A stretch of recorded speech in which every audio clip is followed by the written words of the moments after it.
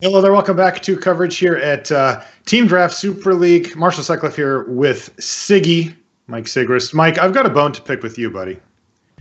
You do? Yeah, they said, come play Super League. It'll be fun. Come hang out. You'll love Team Draft. It'll be so cool. You'll learn so much. Yeah. I thought we were friends, Siggy. How did you drag me into this mess? I'm just getting pounded left and right here. We're having fun. Okay. I'm glad somebody is around here. My God, you guys are putting a thumping on us. We're down 0-4. Hayne crushed me in the first round. Like, I wasn't even really playing. I did get a chance to actually play Magic against Steve, but he still ended up just smashing me anyway. And it sounds like my teammates have not fared very well either. So yeah, like I said, I'm mad at you, Siggy. We've got beef now, buddy. Yeah, by my count, you guys haven't won a game yet, huh? I haven't. I got close. Don't worry, none of you have. Yeah. God. Oh my God! I bumped into you at the GP in Japan, and you're like, "Yeah, we're gonna smash you." In fact, I think I got it on the vlog, and I'm just like, I tried to talk smack back, but I'm like, "Yeah, you probably will." And now it's just like, God, are we just done? Should I just give up on life, or should we rally and try to win? Is that how this works? I don't even know. No, don't give up on life. Just on Magic. Not even just on this draft. Just give up the game in general. Yeah. How do you think the draft went, Siggy, from your seat? Well, it was weird. Like I said, we're in Japan, and the it's serviceable, but I missed like 2 picks in pack 1, which kind of threw me off. But I'm pretty sure you were feeding me, and you drafted 4-color behind me, so the signals were hard. I could be wrong on who was feeding me, but I felt like... I think I was passing to Hayne, but I'm not 100% sure. I did a quick check at the beginning, but it's confusing because it doesn't have real names, so I was like, okay. Yeah, it just has like the numbers or whatever. So But I better pay more attention to the draft than trying to figure out those type of things because I can always look that up after or whatever. But then, like, we couldn't get Kenji on our call. He kept kicking him. So we ended up just being like, okay, Paul and I will just, figure out what it is that we have. And we had a little bit of a chat back and forth with Kenji about what you guys might have for the first round, since we didn't have the list. But yeah, I mean, I was like heavily in green, which is kind of where I wanted to be. I thought that, the green multicolored archetype would adapt itself well here for team draft, just given that, you got to kind of put things together. And the style that I've taken, the one that, for draft, or at least that I've tried to, as me and Kenji are probably the least experienced team drafters in this. And we've both team drafted a similar amount, which is, 5 or 6 times or something. I really tried to make sure that I was cutting more than I even thought I needed to for the first 2. And this one I thought, well, I'll take a little bit more of a middling approach, but I just open good cards and I just take them. I'm like, I'm just not passing it. Like, it's too risky because I can't quite figure out what, my opponent's on or whatever. But anyway, I ended up, in 4 colors. Are you in 4 colors too or something? No, I'm 3. I kind of felt like Ben in this draft. I got cut in green and then opened like a good green rare, and then I just moved in on green. Okay. Pack 2, knowing I would get cut pack 3. Okay. And kind of bounced around a lot. I blossomed from there. All right, it sounds like the players are ready though. Yeah. We're going to watch Steve Rubin versus Kenji, I think. So why don't we head down? It's time for maybe the last round for this week at Team Draft Super League. Let's find out.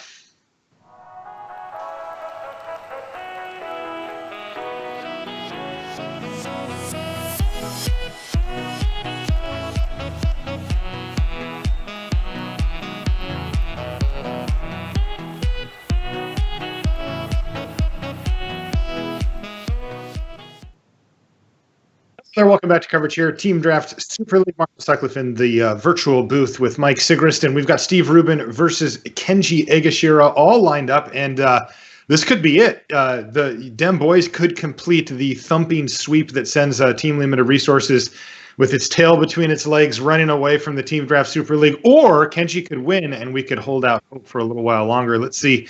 What are you seeing from the hands here, Mike? Well, it looks like Kenji just doesn't have any land, and Steve's just got he's only got 1 creature, but he's got, he could easily cast turn 4 and move spell turn 5 creature. And I mean, if I'm I'm Kenji. I don't know who's on the play or draw. If I'm on the draw, I'd probably keep because you have a Bantu Reckoning that can catch you back up pretty easily. On the play, this is not a good hand, though. Yeah, this hand looks pretty rough. He's got a Torment of Scarabs in his hand, which can be pretty good if you're ahead or if you're able to push the game into like a super long game scenario. But in a situation here where he's mulliganed and looks to be behind it, it looks pretty awful. Oh, yeah, definitely. He has 2 of those, actually. And oh, God, Kenji. What happened? He cast them both against me game 1 and ended up my Eternalized deck ended up being pretty good against it. But he is in the play and he decides to keep. Yeah, I guess he just really didn't want to go down to 5. So, okay. I like that. We could just Kenji it right here and just peel 2 lands off the top, play Trial of Strength, ambuscade whatever Steve plays. Oh, LOL, we win. We get to discard Torment of Scarabs. Yeah. Taste it. It's just like one of the few situations I like Miasmic Mummy is when you're on the draw and they've mulliganed. Trading resources is pretty good then, but yeah, not if your resources are nonsense like when Kenji has. Come on, Kenji, rip it, swamp it. Let's go, buddy. Nah, he's gonna miss a land drop for a couple turns and give Steve some time to develop and then just lose horrendously. Yeah, to a Mantic Rowan. The upkeep stop, man. You're really killing me. Yeah, land off the top. I'm loving this. Yeah, Kenji's position doesn't look too bad right now. He can't fall too far behind because he's likely to draw land for Bantu's Reckoning, and he has more power in the board. So Steve actually needs to find a swamp here. Yeah, the Miasmic Mummy's a little bit annoying just because, Kenji's not super stoked to trade off his 4/2 Beast or use his Ambuscade on it, but swamp off the top. Yeah, I don't think Wild Manifestation is very good in Steve's deck. It is a 1/4 now, but he doesn't have that many cycling cards, so yeah, when he played it against, I'm surprised to see him cycle it even. Yeah, the biggest it got against me was a 1/4. Oh, good, Wandering Death. Torment of Scarabs, he's got a Trial of Strength, but I think he might just have to end up cycling that. Yeah, it looks like he might just pass the turn here. Cycle, if he hits a land, play it, pass the turn. That seems reasonable. Yeah. He's not going to trade. He's going to just let Steve develop his board into that Wrath. It's one of the reasons I didn't really like playing the Vile Manifestation out of Steve there, especially with deck lists. Like, he knows about the Wrath, so if he overdevelops this board here... Ooh, we can sacrifice that Trial of Strength. Did it! We got all the combos. Oh, man, Steve wrecked me with Torment of Venom, man. He made me discard the God in the first game because I would have been Dobbs otherwise. And then in the second game, he played, back-to-back, and I'm just like, ugh. Stop. Just like unlicensed disintegration. Yes, exactly. Well, this doesn't look horrendous for Kenji here, right? I mean, if he draws he does need to find a swamp at some point, but... Ooh, that's a nice one, too. I like that card a lot. Yeah, but for now, Kenji's kind of spiced in. Yeah. Oh, big news. We got a game. You got a game? Kids, Paul won a game. Woohoo! It only took us 5 matches, and we took a game off of them boys. Oh, God. Well, now I'm not having fun. Yeah. Fickle Siggy over there just it didn't take much. You will only settle for like absolute walk for both of them. Kenji doesn't want to necessarily trade off this creature because it's a better creature, but at the same time, he's basically just going to try to stabilize with Bantu's Reckoning and move from there. Yeah, I'm curious. So if he draws a forest next turn, does he play the Bitterbow Sharpshooters, or does he try to just hang on for a while? Or oh, God, what if he draws? That combo out. Kenji, no. I think he can just he can just ambuscade the Manticore Elemental, get in for 4. Yeah, that makes sense. And just try to try to make Steve develop more before casting Bantu's Reckoning. Whoa, he didn't play it. He's almost certainly going to have to cast it. But wow. Oh, he's taking a different line here. I thought he was going to do what you said too, which is just I like that play better. Yeah, I think so too. Because now he has like a lot of removal in his off here, right? Yeah, he can really get smoked here. Although it looks like Steve's not going to use Lethal Sting here. He's okay with trading. Oh no, I see. He has Tormentive Venom in his hand as well. So Kenji's going to block something. He's going to hit her bow sharp. Whatever he blocks, Tormentive Venom is going to do it. This is right. So he's going to lose. He's going to take 9 here. He might just discard the Ambuscade. He's got to get the Ambuscade for the Manticore. I mean, I think he just needs 5. Right? Ooh.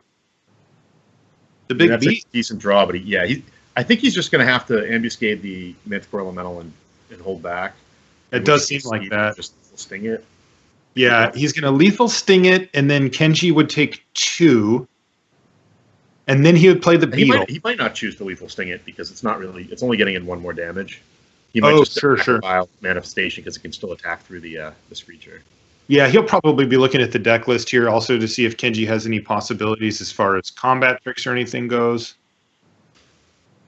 Yeah, let's see if Steve does this right, puts it on the Manticore, which is one of the reasons that Kenji should have cast Ambuscade main phase. I guess he can trade it off with the Vile Manifestation. It's his idea. But so why did you say do this right, puts it on the Manticore? If he puts the counter on his own Manticore, if he knows about Ambuscade as one of the cards that he can have. See, like now he's going to get to Ambuscade in response, and he just he had to put a -1/-1 counter on a creature that's going to die, or going to live as opposed to die. So he could have hedged his That's a small mistake from Steve. Mm-hmm. Well, it matters in a pretty big way here because instead of a 2-turn clock, it's now a 3-turn clock. Yeah, he's just going to plan on playing the Pathmaker, I think, here. Yeah. And even if Kenji has the Swamp and the Reckoning, then he can just follow up the Scrapper and kill him with 1 hit. How dead is Kenji now? Pretty dead, but he can survive a turn. Okay. Come on, Cycler. All right. Yes, so now the plan is to have Steve just foolishly overcommit both of his creatures and then have Kenji put the Swamp and cast Bantu's Last Reckoning. Absolutely. And then play Ornery Kudu and pass the turn back in a commanding position. Steve's play. This is an interesting spot for Steve. He can either swing out and just basically chump attack his Pathmaker Initiate, put his opponent to 1, play Bloodlust Insider, and then Kenji has to come up with 2 creatures to block, or 2 removal spells. Or he can just get in for 1 damage and try to do the same thing later, but that's worse against the Last Reckoning. I don't think the damage matters that much, so I'd probably just attack the 1 here. Yeah, it looks like he's just going to chip in there with the Mummy. And then you like playing the Bloodlust Insider here post-combat, but keeping the Scrapper? Yeah, because I want to make him play 2 cards next turn or the Last Reckoning. Because even if he casts Last Reckoning, we have a lethal creature in our hand. Yeah. Scrapper's so good about that too, because even if Kenji did do that play that I described, where he's like Swamp, Reckoning, Kudu, the Scrapper's still good. Yeah, good for lethal. It really puts a ton of pressure on Kenji to do multiple things here. If that plays out that way, then Kenji actually gets to sacrifice his Dunes the following turn, and then he will have 2 blockers. So he won't even need to draw anything. Oh. Ooh, Steve is going to play the Scrapper now. Swamp! That's going to do it. Kenji, please. Kenji, no. Oh, man, that Dunes of the Dead is just mocking Kenji at this point. That Lethal Sting could have cost Steve the game. Mm-hmm. He would have had lethal damage last turn. If he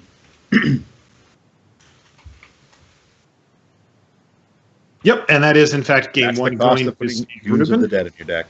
Yeah. God, that is a beating. Why does he have it in there? 2 Wall of Forgotten Pharaohs? Yeah, he's got a lot of Deserts Matter stuff. I haven't seen his deck yet because, like I said, when we built, we couldn't get Skype to work, so he was like, I'm black-green, and that was kind of all we knew. Yeah, yeah. Yeah, looks like he can have ways to splash, but like I'm surprised not to see struggle to survive. I think Steve has much to bring in. I think they're basically just gonna click back what they had.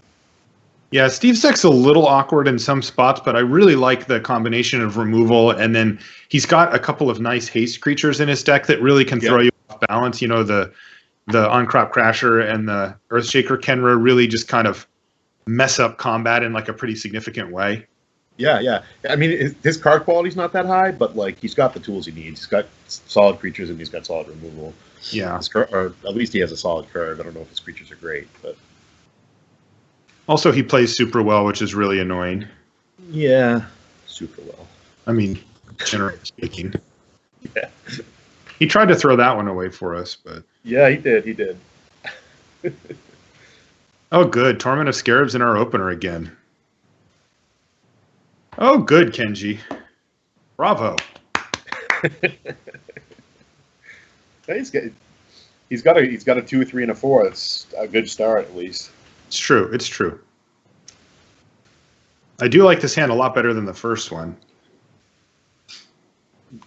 Steve's hand's blank still.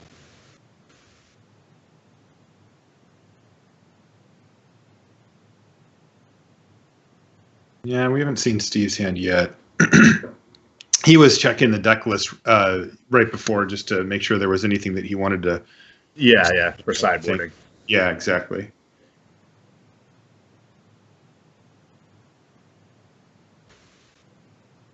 Any updates in the other games? Chat wants to know, Siggy, if you would play the desert here if you were in Kenji's seat. If you would turn one, the Desert of the Indomitable, or if you'd plan on keeping it in your hand. No, not in his deck. I think his deck tops out at 5, so like he's very likely to get to 5 lands. Obviously, he has a smooth 2, 3, 4, but he's just so likely to hit a land that it could end up being a big mistake to play the desert. That said, he does have Doesn't Matters cards, and if he may want to play it because of the walls, but I still don't think so. Or you still get the effect anyway. Yeah. Yeah. So, he gets the effect, but you have to actually spend the 2 mana. So like, if he draws a wall, he might want to play that before the rat, and then he gets to start pinging with it. I see. Yeah. All the factors at once could lead him to do that, but I definitely would not play it. That's like one of the things we talked about most in testing was, looking at hands and like, do you cycle the desert here? Or, do you play the desert here or whatever? It was really interesting to see what people did. We were split a lot of the time. I love those ones when the pros can't decide. Yeah, I find that I learn the most from those scenarios, like as long as it's within pros that are willing to talk it through rather than just sort of take a stance and I don't know, I just don't do it. That that doesn't really get me anywhere, but I love hearing you guys go back and forth about that stuff. Yeah. I always feel like I get a chance to see inside your mind about it, Explaining the logic in those close things is like a huge way to level up. Learning from like Paulo or whatever is really nice. I mean, I'm talking about learning from you, but yeah. Yeah. Well, I get to learn from Paulo. You get to learn from me. I like it. It's the circle of life. I'm in. Yeah. I feel like I'm punching up pretty high here, so I'm into that. All right. Looks like Kenji agreed with you, by the way. He's going to just go ahead and keep that desert in his hand as well. Yeah, Steve's hand's got a couple of 2-drops, a 3-drop, 4-drop removal spell.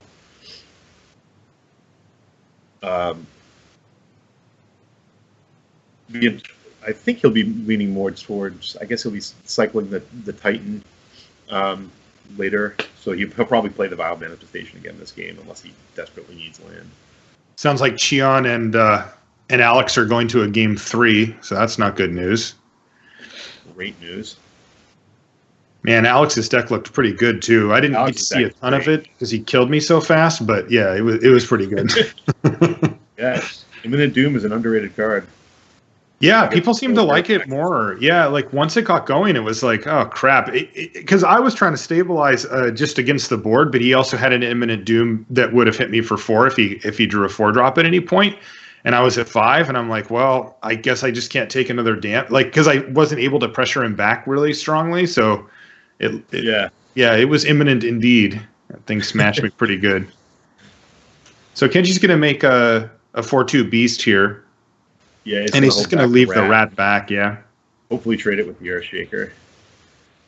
I suspect Steve will just draw, likely play land, and play Kenra Scrap in his turn. There's not many better cards for him to play.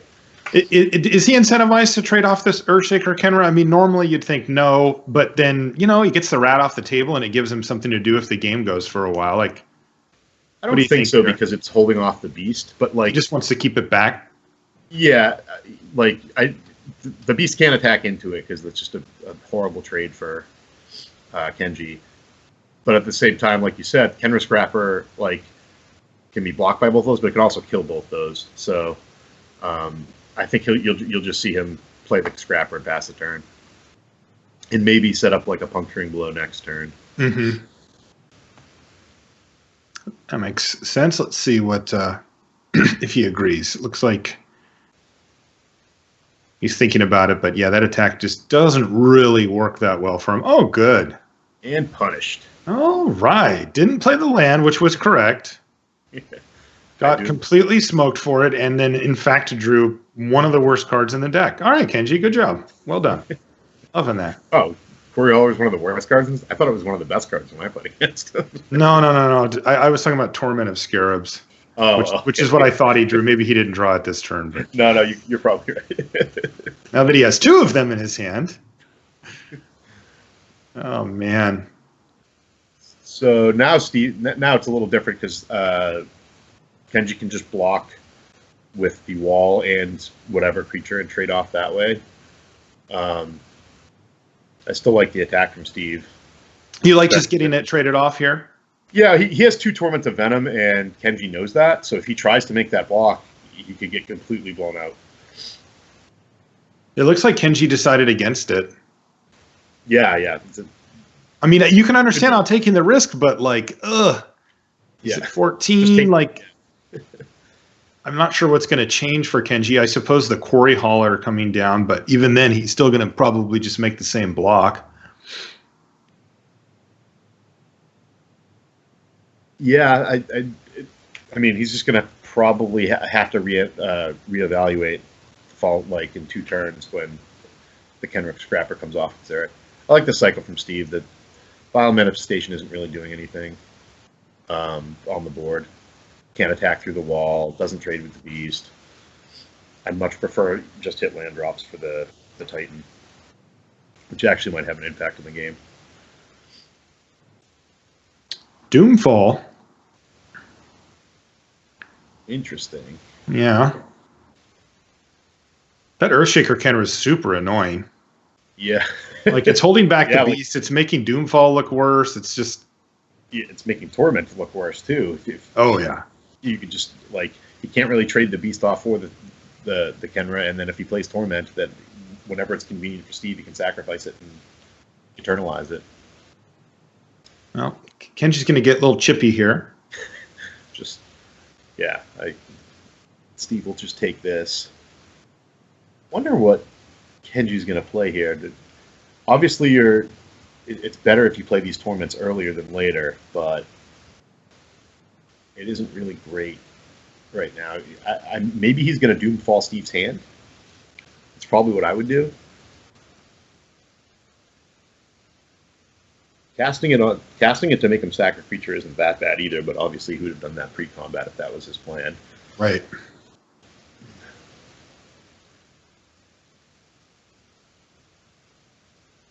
All right, Torment of Scarabs #1. Torment train rolling. I mean, if Steve can't apply major pressure, over the next 2 to 3 turns, they add up very quickly when you get 2 of them going. Yeah, especially in multiples. Yeah, it does get pretty scary because Steve is just going to be like, haha, I'll pay life for the next few turns and ignore the Torment, which is going to be, generally correct for him because, he is a pretty aggressive deck and he has a lot of removal in his deck and in his hand, and he should be able to just punish Kenji for tapping out and not affecting the board. But yeah, 2 of them, if Kenji can manage the board a little bit, 2 of them really can do a lot of work. All right. Yeah, this. Live with this. Steve here, just add another creature to the board, pass the turn. He can set up a 2-spell turn next turn with a rat and a lethal sting if he wants. When he has more power on the board.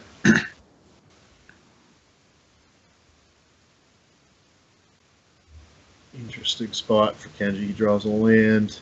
I think he just wants to keep casting torments. Yeah, I think that's just his game plan at this point, right? It's just he's kind of just all in on it. Go, keep back the rat this time. Again, double triggers, like, it does ask Steve a pretty pertinent question here. You must react over the next, 3 turns or so. Yeah. Fortunately for Kenji, Steve will just take all 6 this turn. Mm-hmm. He may have to split it up and discard something, but I would probably just take 6 and wait to discard until I had more information. Looks like he discarded Granitic Titan and took 3. Yeah, I think that means he thinks he can win with what he has in play, because, for me, I don't think I would have discarded the Titan, because if I drew a land this turn, I would have just taken 3. If I drew a land this turn, that would have been my play, I think.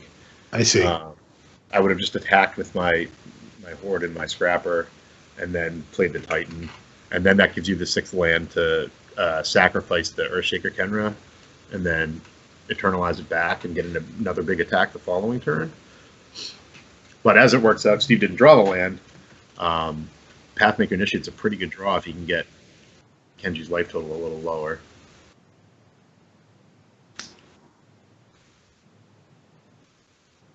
Well, I'm seeing some updates in the chat, Siggy. Yeah, I didn't get to read it. I'll let you read it to me. Oh, you want me to read it to you, huh? Yeah, I can't. All right, I'll read it to you, Siggy. You know what, buddy? Fine, I'll read it to you. Here it is. Here it comes for you right now. This is what it says. It says, let's see here. When can we start? Paul's at 1 life. GG's. Steve says, do we keep going? Randy says, 5-0, sweep complete. Kenji says, feels bad. Alex says, Dees, we dem. And then Randy asked that we finish the game. There you go, Siggy. Thank you, Marshall. I managed to find it in between that. What a savaging. It's just unceremoniously 5-0'd right out of the league. Good games, though. You guys did really just crushed us. I have no, reasonable, we just got absolutely smashed. It's so brutal. You guys are mean. You're mean people, though. That's the thing. It wasn't nice what you did to us, so you have to live with yourself. We're still in Japan, so we needed to get it over with quick so we can go, What time is it? It's almost noon, so wow. Lunchtime, so we didn't you're want to. Welcome. We gave you a whole day. Yeah. Imagine all the sushi you could eat now that you've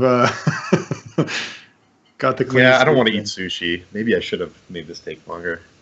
You've killed enough fish for one day. We lose the thing.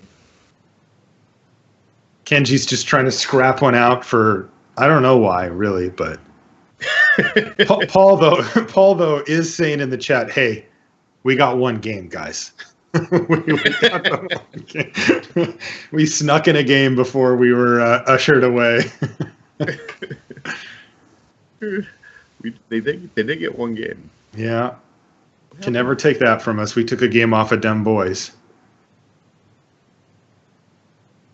Well, it looks like Kenji set up a Ruin Rat to take out the Earthshaker Kenra, so we got that going for us, too. Kenji's just going to super win this game, right? I don't know. I can't currently see it. I'm trying to figure that out.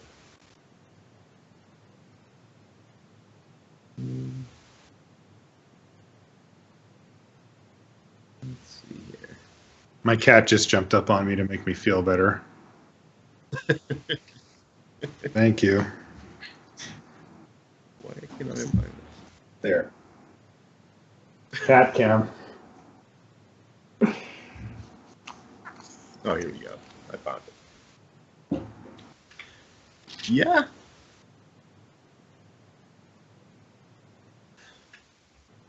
So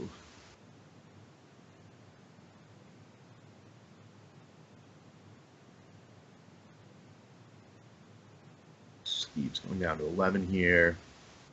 Kenji gets to cast Quarry Hauler or Doomfall.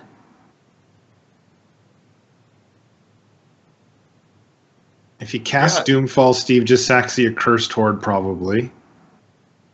Well, he can hit a card in Steve's hand, which is actually kind of good because not only does it take a spell, it takes a resource out of his hand to discard to Torment. Oh, true, true. That's interesting.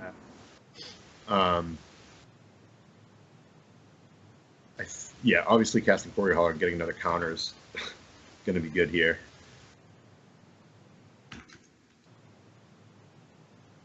Yeah, I don't really think Steve can come back from this.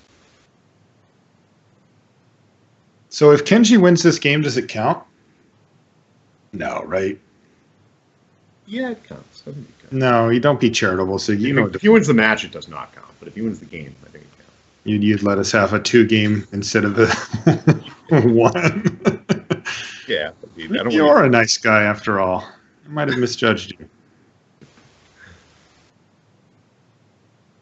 Kenji trying desperately to set up the Torment of Scarabs race situation and looking like he may have gotten there. Yeah. It's weird with Steve's hand. Yeah, he only has 1 card, so I guess the thing is just a little slow. He's down to just Ruin Rat. Yeah, Steve doesn't really have any pressure here. And with the wall is going to make it so that 1 less Torment is lethal over the next 2 turns. Right, he gets to go 10 and then down to 9, and then it's divisible by 3. Yep. By the way, Paul says you are mean, actually.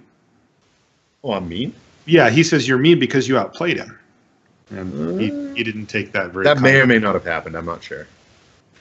I'll let you guys decide that. Oh, Kenji won that one. Yeah, yeah. Or at least Steve scooped. It's going to be. I think when you have a deck with 2 Torments, it's much better to be on the play to get that kind of rolling first while the board is clear. I do kind of like Kenji's deck. Like 2 Torments with Bantu's Last Reckoning is a pretty sweet. Yeah, that's super nice. Yeah, I like his deck too. Again, I haven't really got a chance to see it yet, but no, it looks like they scooped. So maybe Steve was just like, you know what? I've had enough of this internet. I want to go, sightseeing or whatever, and just called it a day there. Maybe, yeah. He leaves tomorrow. I have until Friday. So what are you doing? Just hanging? Yeah. We just got to Tokyo last night. We were in Kyoto. We did Monkey Mountain and Nara, and played with the monkeys and deer basically for the last 2 days. Cool. Yeah. And then what are you going to do? I have no idea. Just hang out. Really off the wall stuff has been presented to me, and I like something cafe or whatever. Like there's a bunch of weird cafes that you can go to. I went to an owl cafe. Cafes. Yeah, the owl cafe was creepy. I do not recommend it. Cat cafe, thumbs up. It was fun. I would do that again. What about the hedgehog cafe? I didn't get to go. I would super do it, but I flew out of Tokyo too, so I went home. But yeah, then there was a maid cafe. I don't. Oh yeah, I had to look that one up on the internet. I think I'm not going to go to a maid cafe. Yeah, I don't really particularly want to either. Yeah, it was a little out of my element, but like I said, there's a lot of weird cafes you can go to. Yes. All right, well, I guess that's it. Do we just sign off from here, or? Okay. they tore us apart, and that's going to do it for this one. So Dem boys advance on, and they're going to be in the playoff, ending the glorious run of Team Limited Resources. Great job, guys.